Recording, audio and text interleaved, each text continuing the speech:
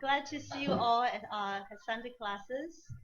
Today, first of all, I want to thank Grace of Heaven, virtue of our enlightening masters, the trust of our mercy of as senior master, transmitting masters, and also the trust placed by our senior lecturers and all of you for giving me the opportunity to share with you the plain language scripture from Ohio.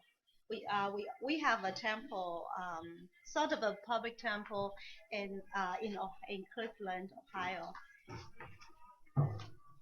Okay. Now the theme of this Ohio scripture is logistics. Okay, and this was taken from chapter 26 of the book of virtue, or someone some Westerners might know it as Tao Te Ching. Okay, and it's logistics. Logistics are very like the military supplies, the what we call the ammunition, and also the life supports, food and clothing and everything. It's very important for military, in winning a battle. Sometimes, if we don't have the logistics, I guess you cannot talk about getting into a war or a battle. Okay, but Buddhists apply this. Is using that term to refer to our Buddha nature, which is also very important for a person. Okay, the Buddha nature is the essence in a person. You can also say it's also um, Tao as it related to human beings. Okay, and when we have Buddha nature in us, then we are still alive. When Buddha nature leaves us, then we are dead. Okay, so it's Buddha nature is very important.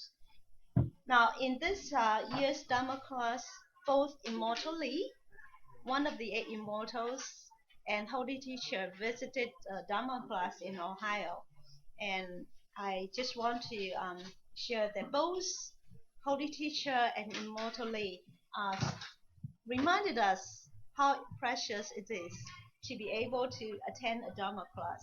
Remember how many lifetimes does a person have to cultivate in some type of religion or other practice in order for a person to be able to attend a Dharma class? It's seven lifetimes, right? Or Yes, seven seven lifetimes. lifetimes in succession that a person is able to attend a Dharma class. Okay. Five, sorry. Is it five? Yeah. How about seven? Temples, home temple. 次数 is 10 years. 10 years.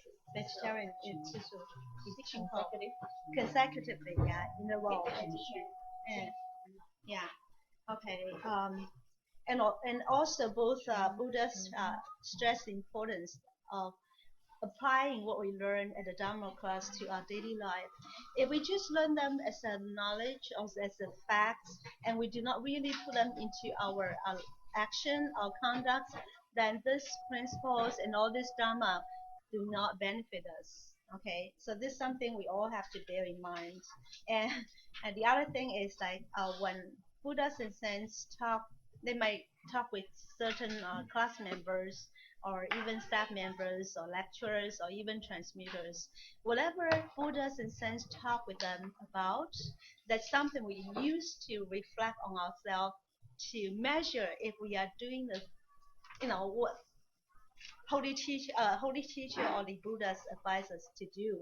Uh, but we don't use this principles or this advice to gauge if other people are doing this or not. Okay, so these are also very important to remember. And um, having said that, I'm not saying I'm very good in applying or you know being a very good role model, but the having the opportunity to present this class to share with you all the advices from Buddhas and saints, it gives me a lot of gives me a lot of that we say self discipline because I'm talking the principles and I have to walk the talk. Okay, so it's a good opportunity to kind of give myself the push, the motive to really apply the principles. First of all, I'd like to talk about immortally. Okay, immortally asked us to treasure the opportunity to sit on. He said a saint chair. Okay, the chairs in the Dharma class, they're not just regular chair like what we see, just a red chair. Actually, the chairs are also, kind of blessed. So it's very precious opportunity.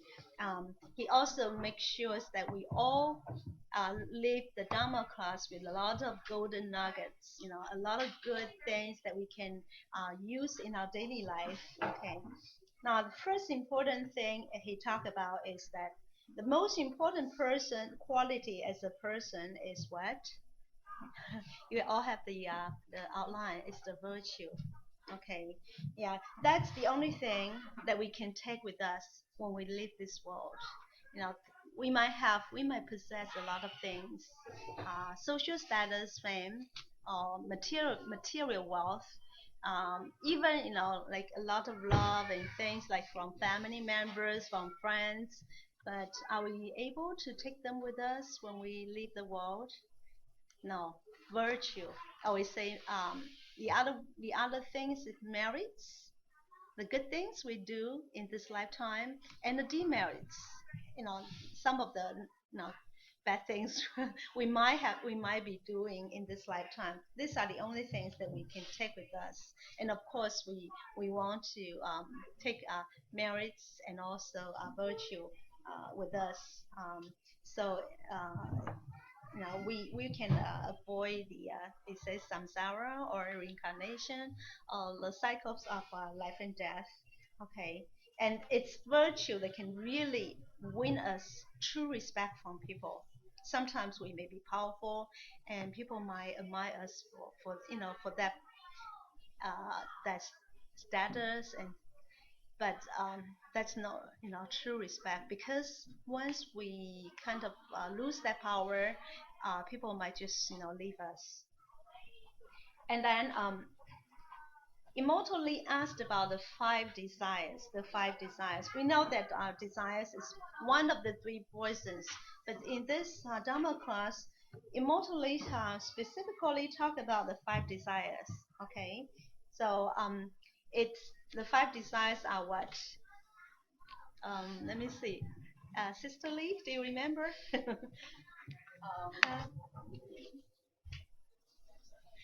Okay, actually, it's in my outline. Okay, first one is the wealth, right? And the second one is lust, yeah. Or and third one fame. The fourth one is food, and the fifth one is sleep. Okay, okay. The first one is wealth. Okay, this is a very this is something that a lot of people, unenlightened people in this world, are fighting for. They are living for. They thought this is what they are. The purpose of all their, existence, all they are living in this world. But do you think that's something permanent? Okay, yeah. So as immortal I think transmitterline explain what the world is about. Okay, what they come the wealth they we can be very rich in today, and something might happen and might become broke the next day, and it comes and goes, and sometimes with too much wealth, it might not be a good thing because then we might be over enjoying the wealth, and this is actually doing something bad to our Buddha nature, to our virtue. Okay, but on the other side, um, if we don't have enough, like we are poor, uh, don't complain, okay? Because uh, you know whether or not we are rich in this lifetime, it's all dictated by what we did in our previous life. So this is all the result of causality. Okay, this is something else that immortally talked about in the Dharma class. So um, so don't complain if we are poor. Okay, yeah, it might mean that in our previous lives we are just very stingy. We didn't want to share what we have with other people, and so immortally also encourage us or advise us that if we have enough, that's enough. Okay, don't over pursue wealth. Okay, actually, Pope Francis, in his visit to the U.S., in many different places, also talk about greed, and he said, nowadays people have unfettered, uncontrolled, unrestricted pursuit of the wealth. And this pursuit, this greed is destroying people, destroying relationship, and also destroying our environment, the earth. So we really have to put a check on that. Um, and when we have more than enough, then we should also think of sharing with people, sharing what we have with people. I'm going to talk about the last chapter, and I'll just mention the last chapter of Book of Virtue at the end of the class. Okay, and I also read a line on the internet. It says that there are things that we think are important in this lifetime, and it's what we live for. But if we die before we realize that they are not important, then we are going to be born again. I guess a star cultivator, you know what that means, right? Okay, so there are things we think are important to us, and that's something we live for in this lifetime. But if we die before we realize that they're not important, then we are going to be born again. So it means we still have attachment to this material things. And whenever we have attachment, then we're not pure.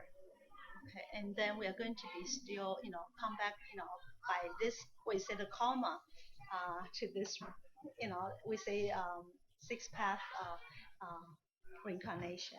Okay, talking about this, I'd like to ask you, have you heard of Chuck Finney? This name might not be familiar to you, but if I mention duty-free shops at the airports, then you all of us knows, right? He's actually the person who brought this conception into realization. Yeah, he's the one who founded all the duty-free shops. Firstly in Hong Kong, and then spread across the globe.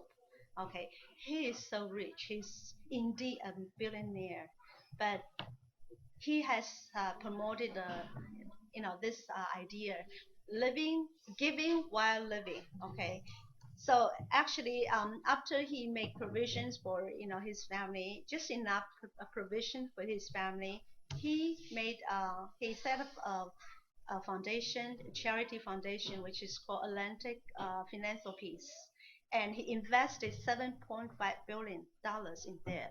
Um, and the money is to help the underprivileged, like the needy people, the poverty people, or people who had some medical condition, some illnesses or sickness, and cannot do not have access to that medical help.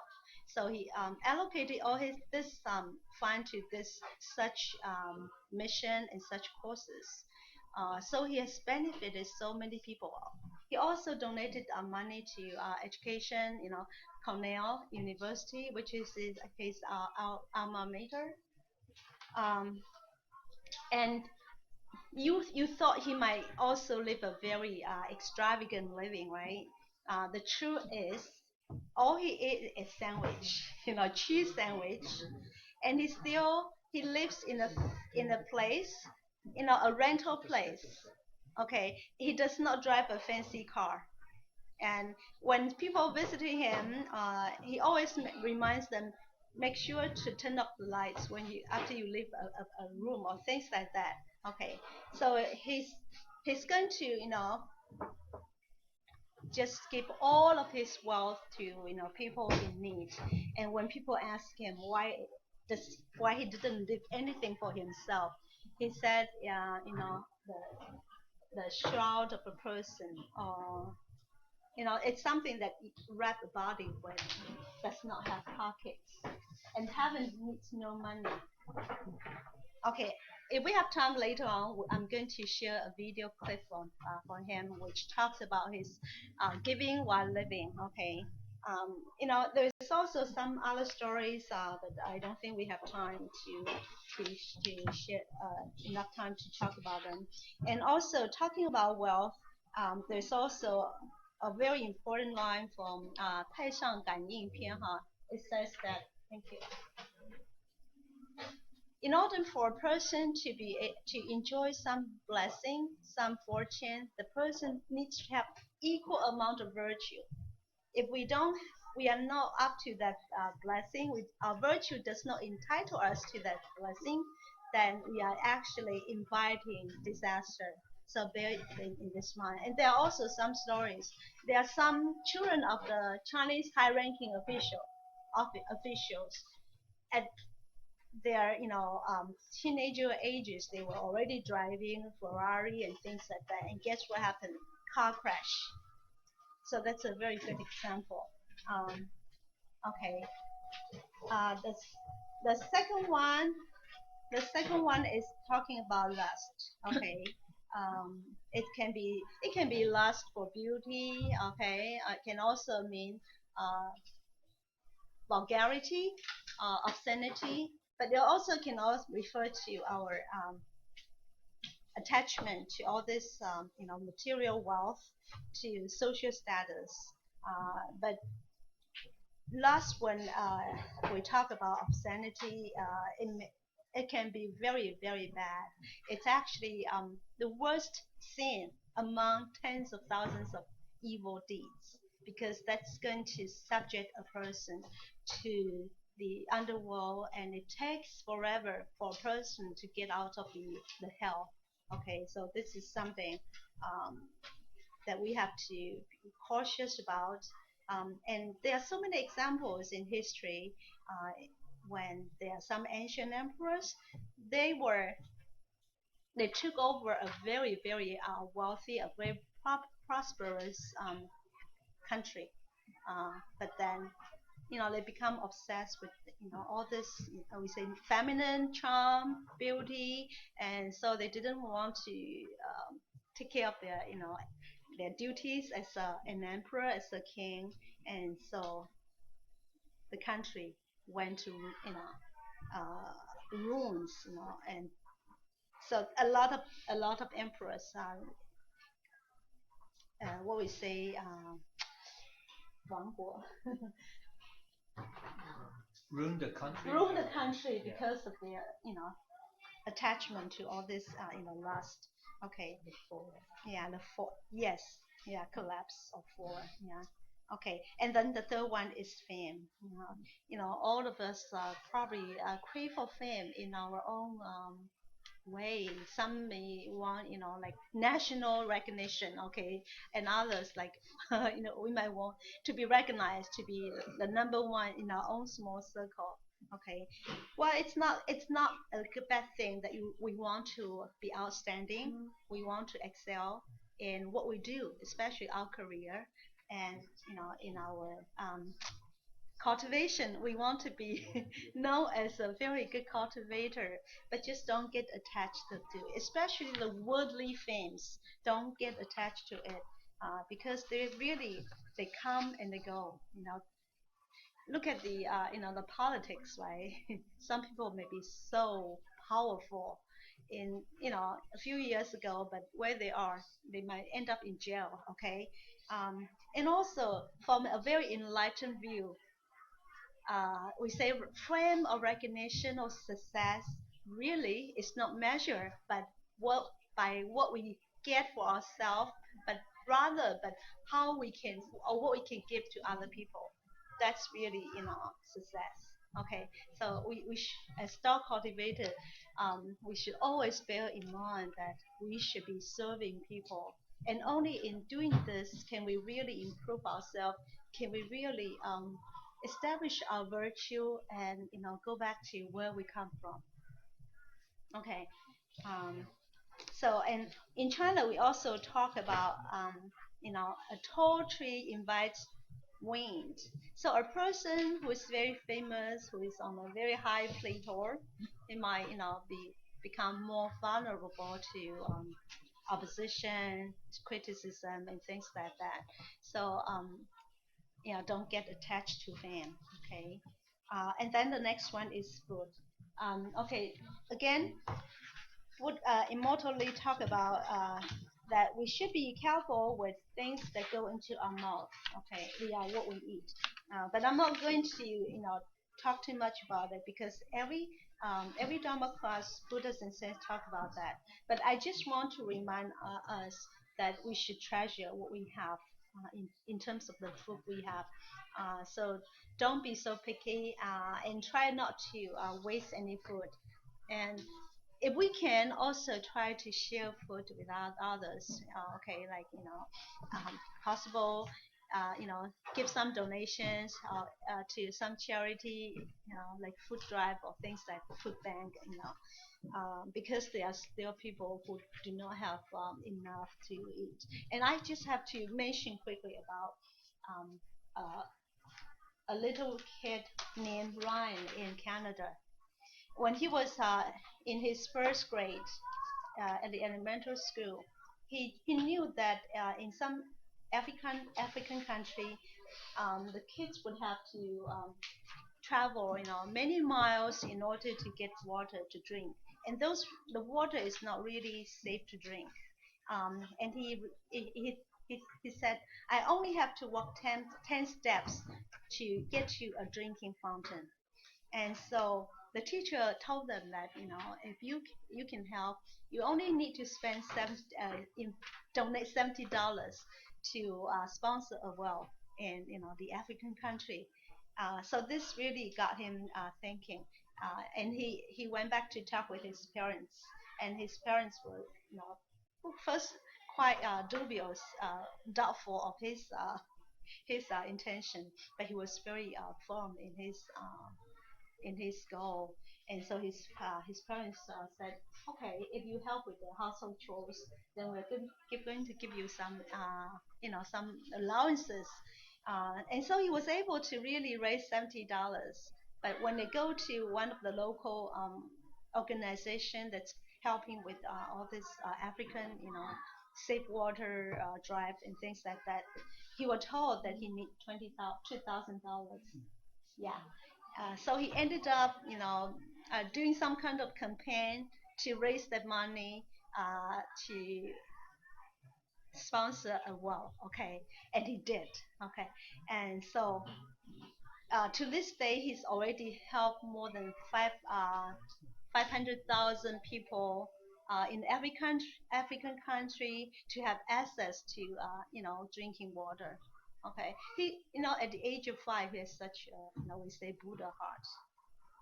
Okay, so the last one is sleep. Okay, again, sleep is important. It's also a nutrient that we need. Okay, especially we are helping with the Dao propagation. We need good health. So sufficient sleep and sufficient rest is good for us to walk longer.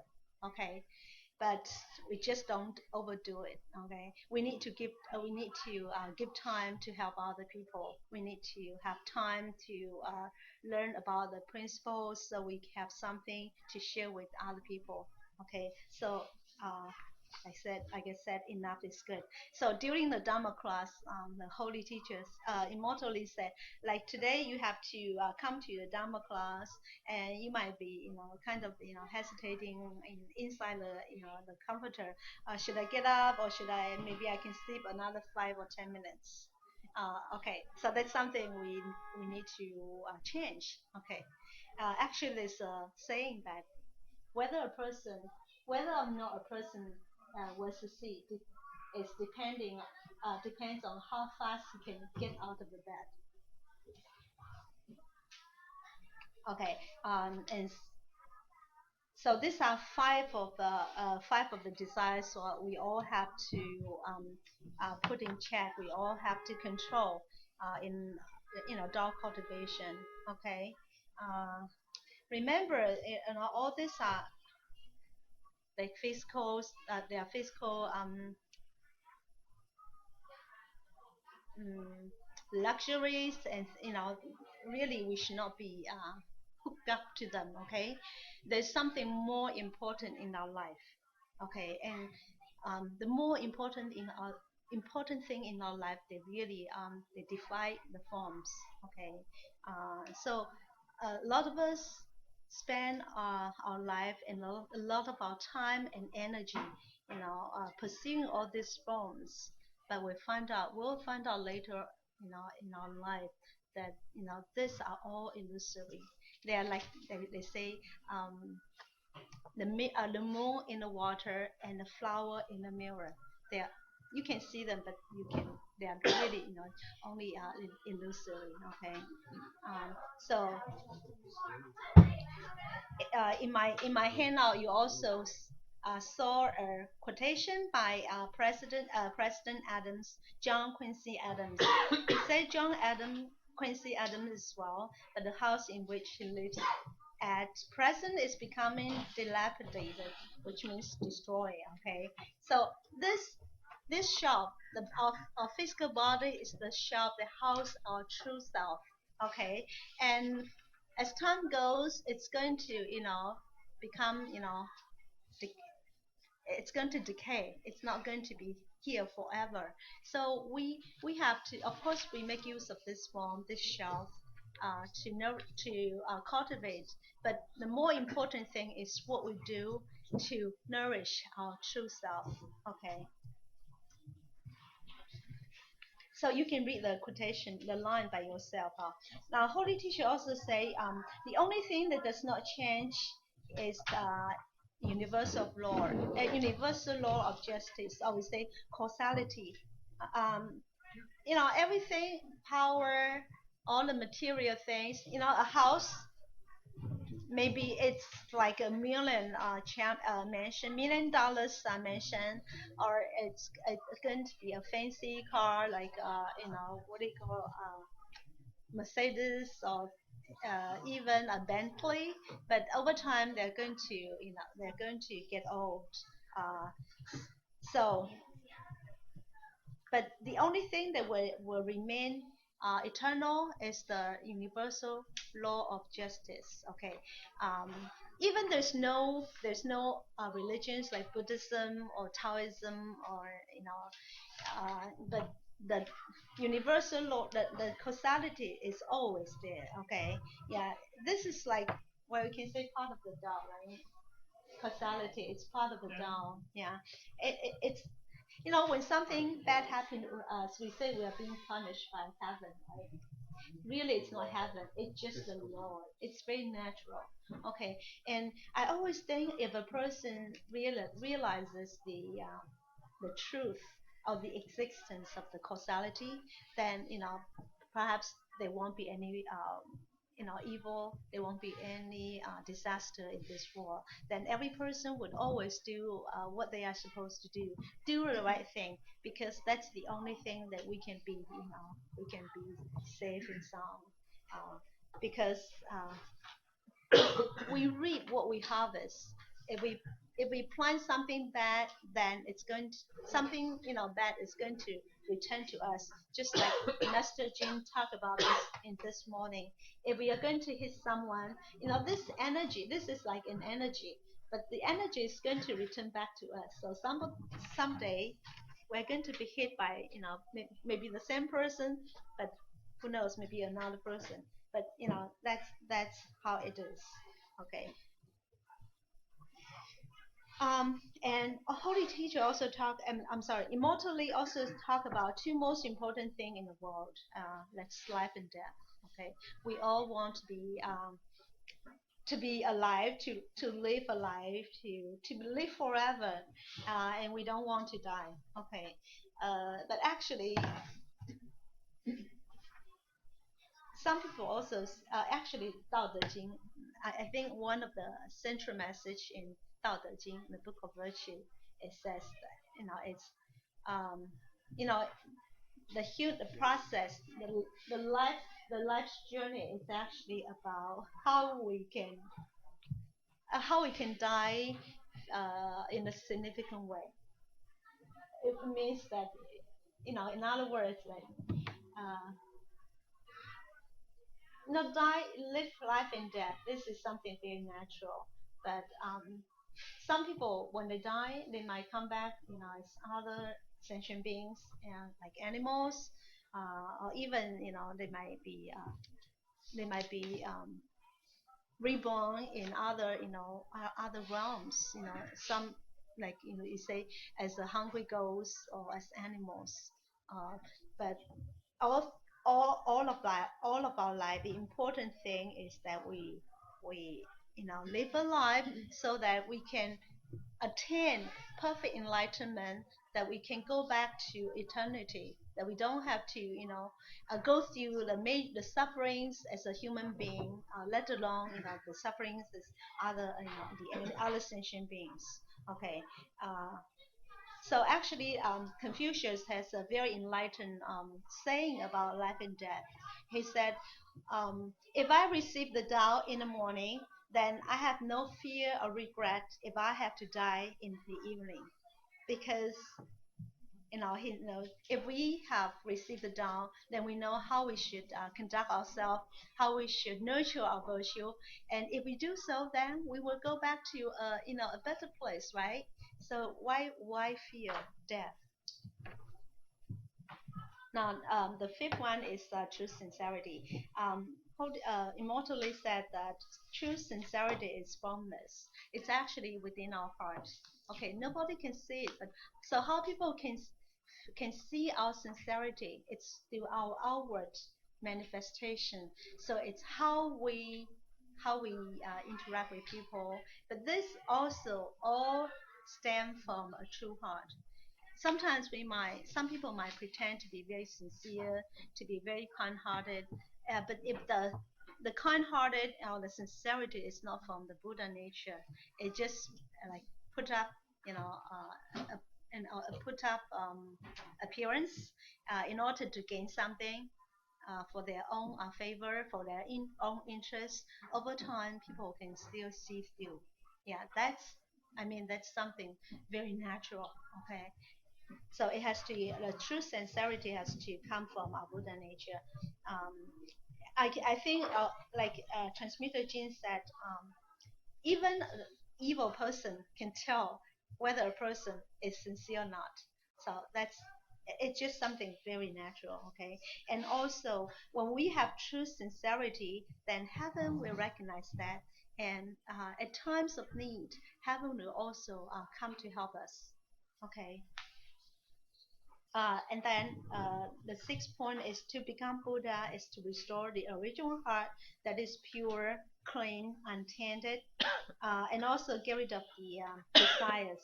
Okay, um, so so a Buddha, we all know a very important characteristic of Buddha or the enlightened being is that you can say they have no no heart. Well, it actually means their heart is always very tranquil. It's also very peaceful. It's full of the bright wisdom, but their heart is always very still when nothing happens. But when something happens, like there's a situation that they need to address, then they will just react to the situation, resolve the situation, and then they come back to tranquility. Okay, and so this is the heart of a Buddha, and that's something we all need to learn to do. That's why in our Buddha nature classes, we were asked to practice let go of all affinity and do not have a single thought arise. If we can keep doing this over time, over time, that peace and tranquility will always be in our heart. And we are talking about the tranquility uh, that's well defined. Okay. Um, then immortally talks about what is cultivate the Tao, and he said it's actually very simple. Okay, it just follow our conscience. Okay, our conscience, or it's our Buddha nature, our true nature, or so we all have this innate conscience. We know the right thing.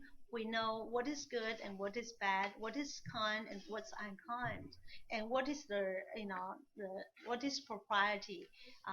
So all we need to do is whenever we do something, we say something, or we think a thought, it has to be in that conscience. Okay, we have to in accord with the conscience. And of course, the other way of saying is that we should not do anything against our conscience. Like immortally cited an example, if somebody is going to bribe us, can we take the money or take the gift? No, yeah. If sometimes, uh, some people is going to get something, maybe get recognition or promotion, and then he would do some underhand, things in order to win that position. That's something we also should not be doing. Okay, there are so many examples in life that's going to test whether we can do everything in accordance with our conscience. So we have to really watch our thoughts, our motive, uh, in every second. You know, in other words, we have to be following the Tao in every moment. Okay, or we say live in the moment.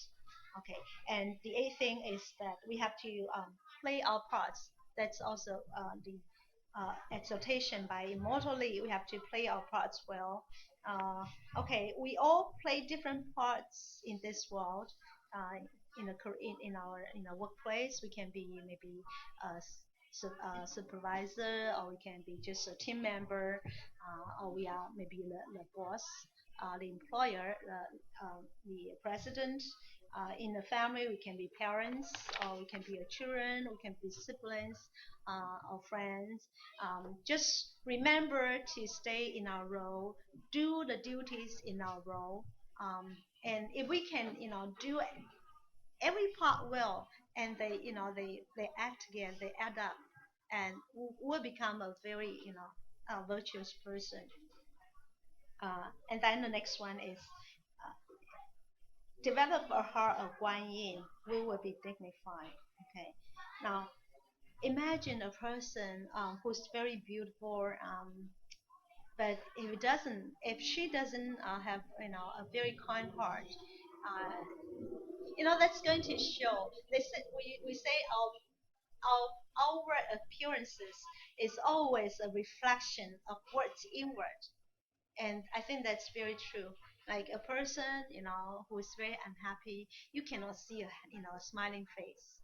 Same, likewise, a person who is not kind, you can't see kindness in the face. And Guan Yin, we all know she's the goddess who would go to every corner of the world to help people who are in suffering or who are in difficulty. So she has, we say unmatched compassion for people. And so if we all have such a heart, we have such quality like Guan Yin, then our appearance will also be very dignified. Okay, and also we should have a smiling face like Maitreya Buddha, and everyone will love us.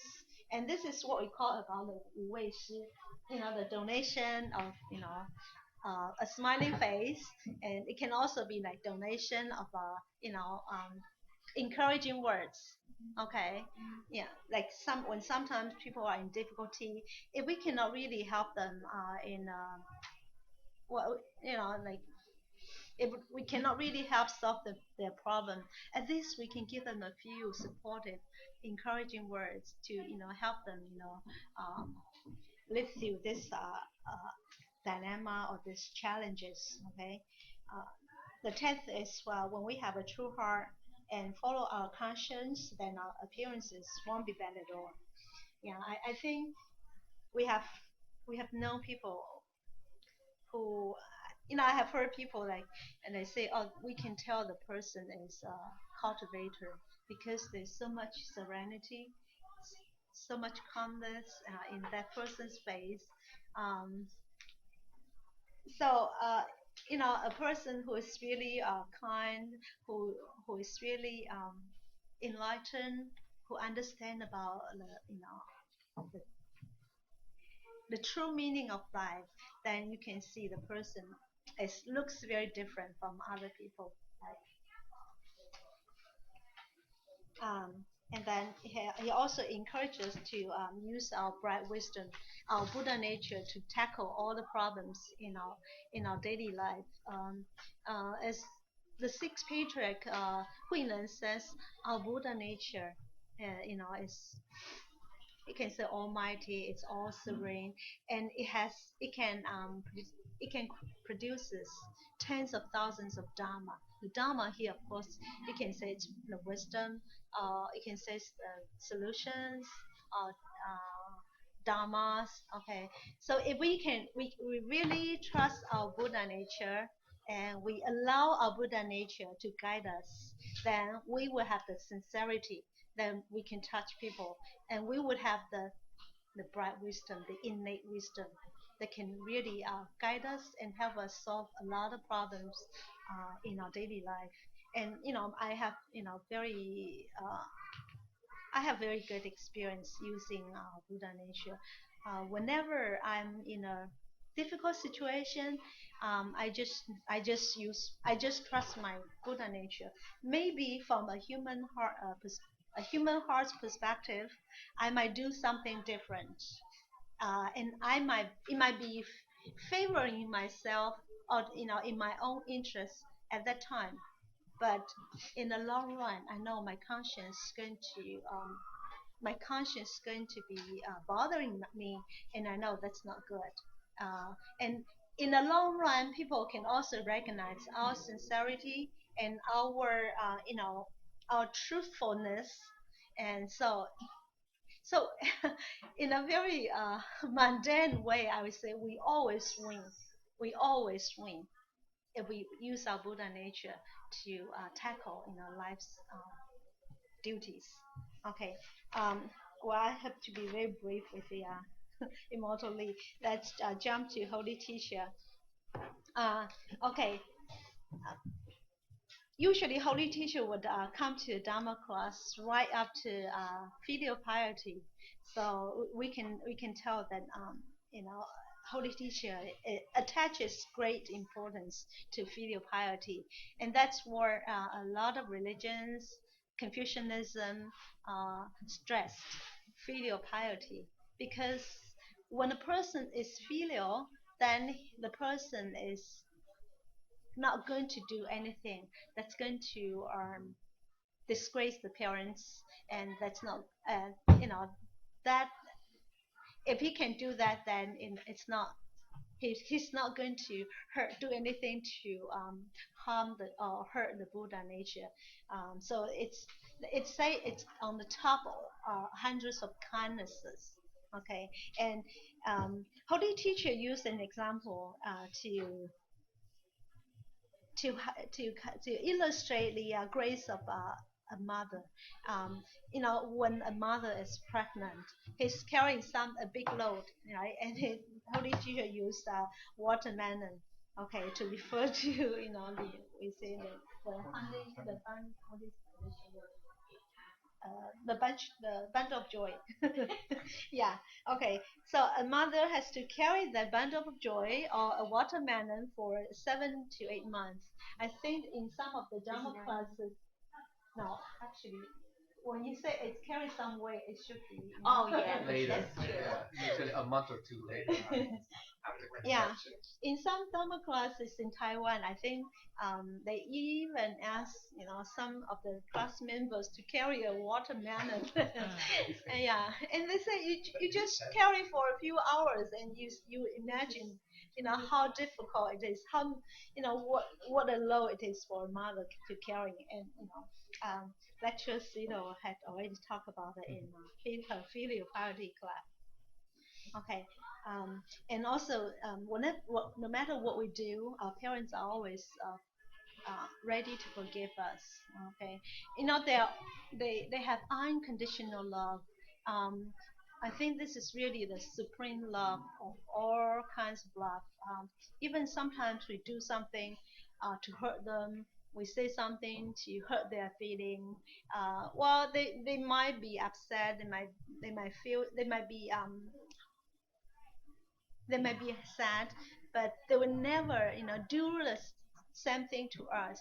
Instead, they will still return that, with love for us. Okay. I'm sure all of us have this experience. Uh, so, uh, as a dog cultivator, we should do better than regular people.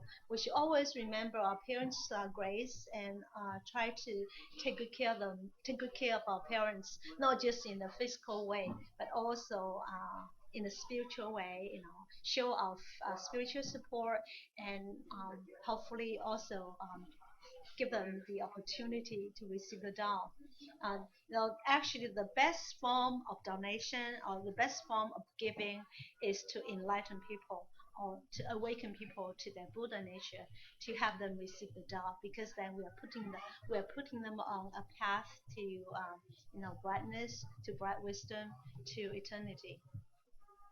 Um, Also, during the Ohio Dharma class, Holy Teacher inspired the local staff members and temple masters to do more to help with the Dao affairs. And he told them to be confident, and you have to know your potential.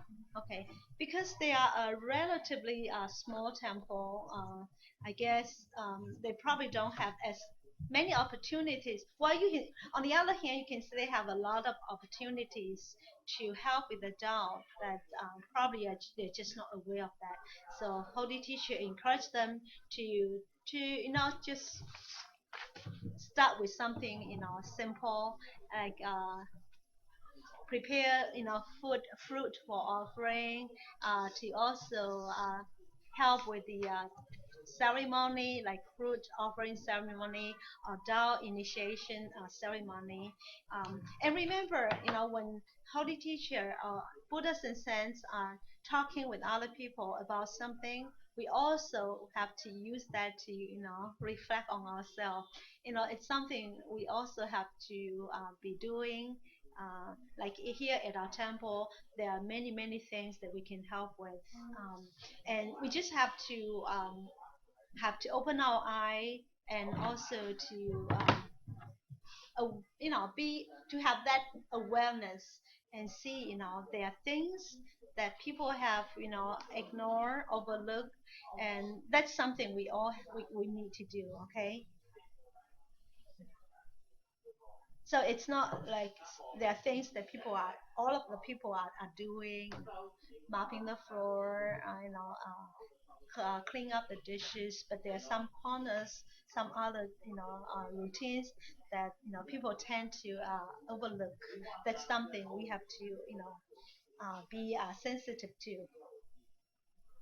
Uh, and then Holy Teacher also said we have to um, we have to strengthen the regulations and temple regulation, and also the etiquette temple protocols.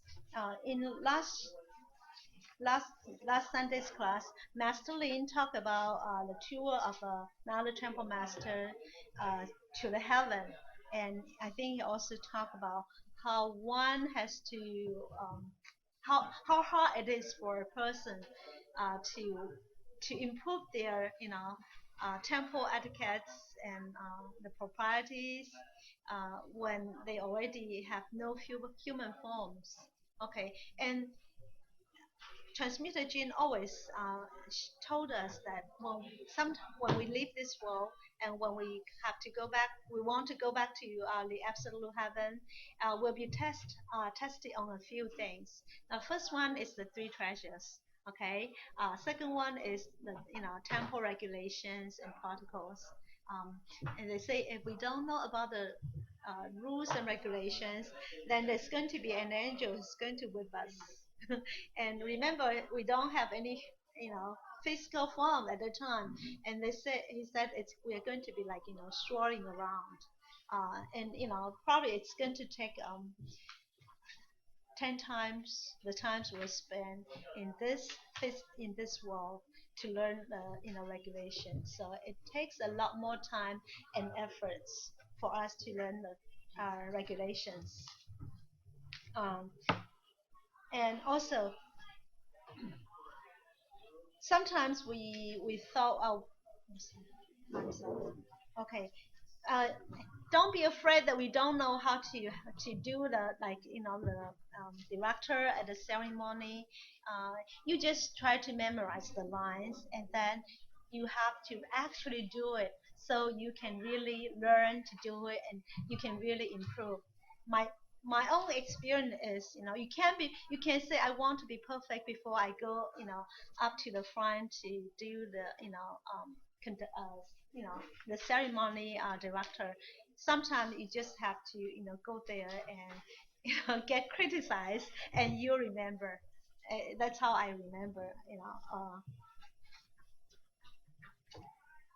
Now, in this Dharma class, Holy Teacher had specifically talked about the youth, the young people, college graduates to step forward to learn about the Tao and also to help about the Tao. And so, Holy Teacher had instructed transmitting masters to set up a class for the young adults, because we are getting old, and they are the future of the temple and the Dao community. So it's very important that we give them the training, we give them the fundamental concepts, so when the time comes, they are able to lead the community, to help to the other people. Okay. So Holy Teacher encourage local members to really be more proactive, to be to support the local Dao community. And when they ask about setting up a public temple, ask a Holy Teacher about the location of the temple. Holy Teacher said, you don't need to ask my opinion. What you need to do is to listen to everyone. And this is also a very important message that Holy Buddhas and saints want to convey to us, because all people's opinion represent the opinion or the intention of heaven. Yeah, that's why in our temple, when we have to decide on something, we have to make a decision. We try to get as many opinions as possible. We listen to all different opinions, and then we come to a decision. And okay, so this is what Holy Teacher would want us to do. Um, and again, Holy Teacher talk about our virtue, in our daily life, like we have to be very gentle, even when we want to recommend or suggest some people how they can improve themselves. We have to use gentle words. We also have to use a soft tone. Okay. um, and Holy Teacher also said that all of us have 24 hours. So no one can stretch the time. No one can make the times go slower. But how come some people can accomplish more than other people within the same period of time? So this is how we can really make good use of our time. If we use our time to help other people, to make them, to enrich their spirituality, to help them improve their virtue, then we really have stretched the time in our own way. So this is how we can make our life longer, because we we live a very meaningful life. Okay. Um, and also, Holy Teacher inspire us, asks us to inspire our Buddha nature, because that's Buddha nature. You can say it's everything. If we really can follow, we can really inspire our Buddha nature, then we can solve all the life's problems, life's challenges. That's very true. Okay. Unfortunately, we don't have time to share our each of us our own experience, because we are really we don't have a lot of time here. Okay. And also, Holy Teacher said that we should always find opportunities to help. So help people is a form of giving. Okay. Um, I think I'm going to conclude this, although I don't, really touch every point Holy Teacher share with us. But I think these are some of the important important messages by our Holy Teacher. Okay, now in the end, and this is also the message all the Buddhas and saints is trying to tell us in every Dharma class, in all their scriptures, that we have to give. It's not just to give material things, it's also to give to share our what we know about the Tao, the principles, to also to share Dharma, and to enlighten people, to help enlighten people to their Buddha nature. And I'd like to conclude my class with the last chapter of Tao Te Ching. It says, a sage does not hoard, hoard, store. They don't suck up, right? They don't hoard.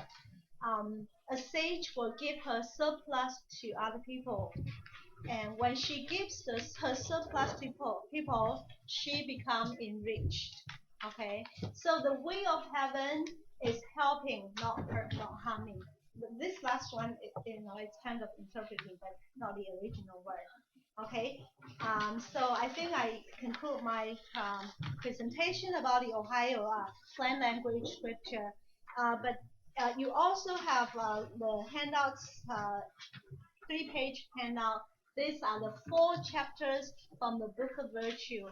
And Buddhas and saints have based their theme of each scripture from these 4 chapters. The first one is chapter 21, which is the theme of the scripture in New York, which is following the Tao. That's chapter 21. Chapter 26 is 知重 logistics, which is what we talk about. Highlight it. Hey, Okay. And the third one is about the we say 贵族 is but treasuring the left, because left in the ancient Chinese culture is it's more what do you call noble. It? Noble, yeah, noble. Thank you so much. And the last one is the subtle illumination, Wei Ming. And this is something that Lecture Drew is going to share with you in her class. Thank you so much.